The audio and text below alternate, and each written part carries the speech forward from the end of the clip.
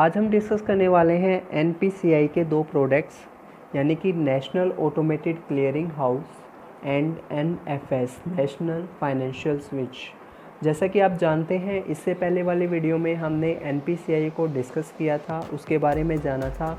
और जैसा कि मैंने आपको बोला था कि जो एनपीसीआई के प्रोडक्ट्स हैं वो हम पार्ट्स वाइज डिस्कस करेंगे। तो उनमें से जो दो प्रोडक्ट्स हैं आज हम डिस्कस करने वाले हैं, national automated clearing house and national financial switch. तो आइए स्टार्ट करते हैं। देखिए, NACH के बारे में जानते हैं। NACH हमें क्या बोलता है? NACH is a centralized system that helps corporation to efficiently manage large volume collection और distribution। NACH एक ऐसा सेंट्रलाइज सिस्टम है जो कि कॉरपोरेशन की हेल्प करता है मैनेज करने में, क्या, लार्ज वॉल्यूम कलेक्शन और डिस्ट्रीब्यूशन। जैसे कि मैं आपको अगर उदाहरण के तौर पर बताऊं तो मान लीजिए अगर आपके अकाउंट से हर साल क्रेडिट कार्ड बिल्स डिडक्ट किए जा रहे हैं या आपके अकाउंट में हर माह सैलरी को क्रेडिट किया जा रहा है, वो ऑटोमेटिकली हो रहा है, वो एक फ़िक्स टाइम पर हो रहा है जो कि रिपीटेड इंटरवल्स में हो रहा है, तो वो किसकी मदद से हो पा रहा है? National automated clearing house. अब आप दोबारा से गौर कीजिए डेफिनेशन पर। NACH is a centralised system that helps corporations to efficiently manage large volume collection और distribution। तो यहाँ लिखा है कि that helps corporation to efficiently manage large volume collection और distribution। large volume और जो collections होती हैं और जो distribution होती है उनको मैनेज करने में मदद करता है कॉरपोरेशन की।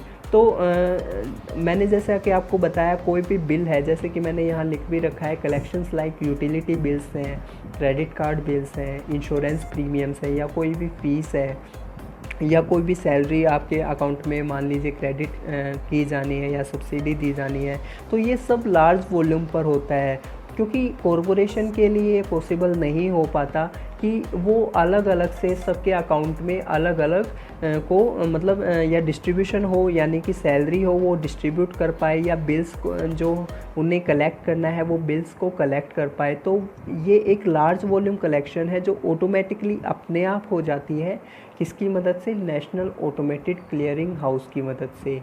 तो आइए देखते हैं कि नेशनल ऑटोमेटेड क्लियरिंग हाउस काम कैसे करता है। हमने ये तो जाना है कि ये लार्ज वॉल्यूम कलेक्शन और डिस्ट्रीब्यूशन को एफिशिएंटली मैनेज करता है, लेकिन मैनेज कैसे करता है वो अब हम जानेंगे।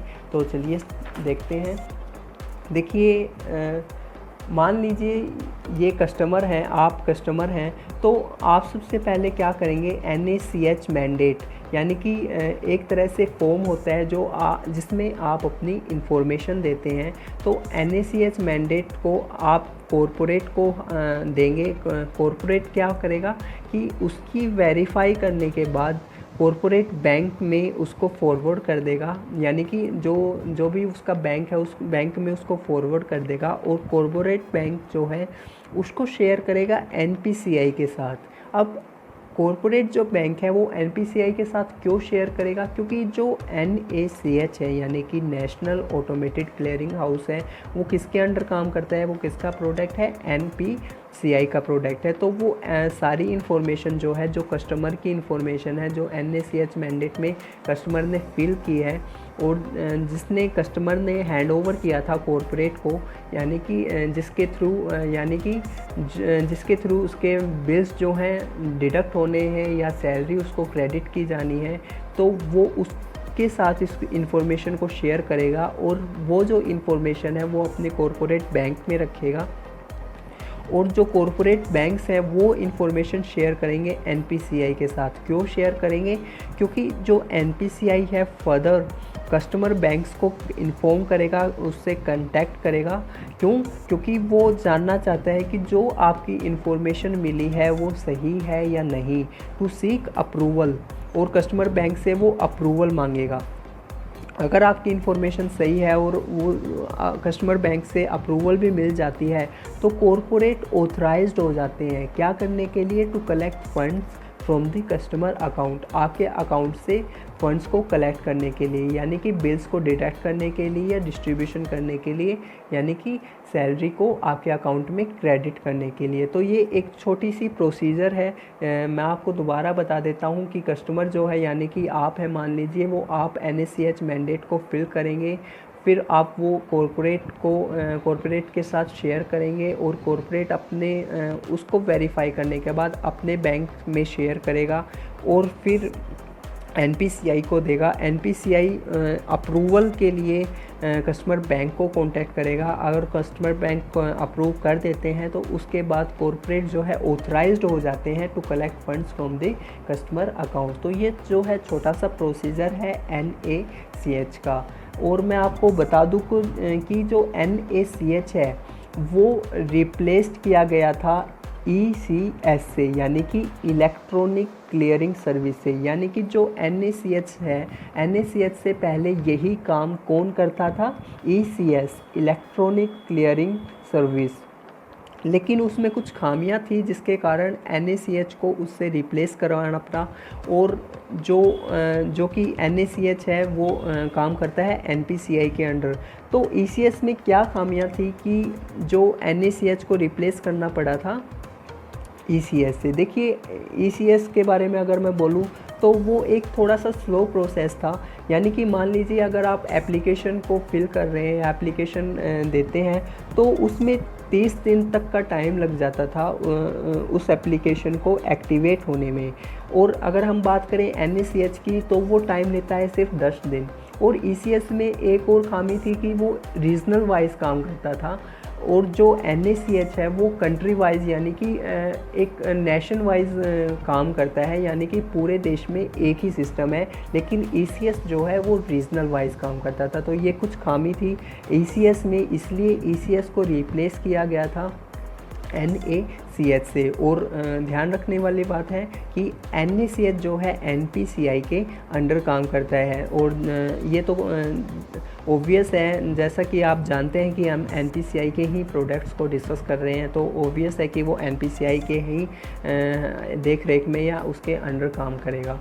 तो ये था NACH के बारे में। तो चलिए अब जान लेते हैं कि अब डिस्कस करते हैं नेशनल फाइनेंशियल स्विच को। देखिए नेशनल फाइनेंशियल स्विच एक ऐसा प्लेटफॉर्म या एक ऐसी बॉडी है जो कि हमारे देश में जितने भी ATMs हैं उनको इंटरकनेक्ट करता है ताकि आम जनता के लिए बैंकिंग को ईजी किया जा सके। जैसा कि मैंने यहाँ लिखा है, to interconnect the ATMs in country and facilitate easy banking for common man.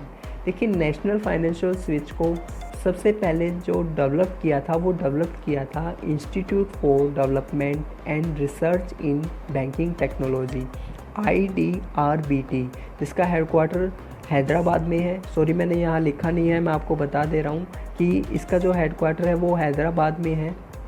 और NFS को, नेशनल फाइनेंशियल स्विच को डेवलप किया था institute for development and research in banking technology ने, जिसको बाद में NPCI को हैंड ओवर कर दिया गया था। IDRBT से हैंड ओवर कर दिया गया किसको? NPCI को, यानी कि national payment corporation of India को हैंड ओवर कर दिया।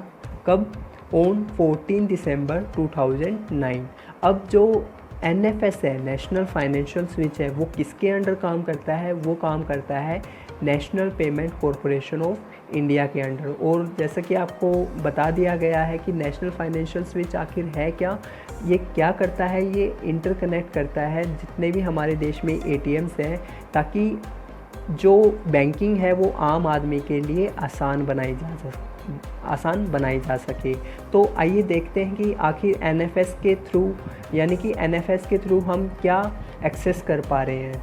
देखिए NFS के थ्रू जो बेसिक ट्रांजैक्शन है उसको हम एक्सेस कर पा रहे हैं, यानी कि हम कैश विड्रॉल कर सकते हैं। आप अच्छी तरह से जानते हैं कि ATM से आप कैश निकाल कर लाते हैं तो कैश विड्रॉल होता है।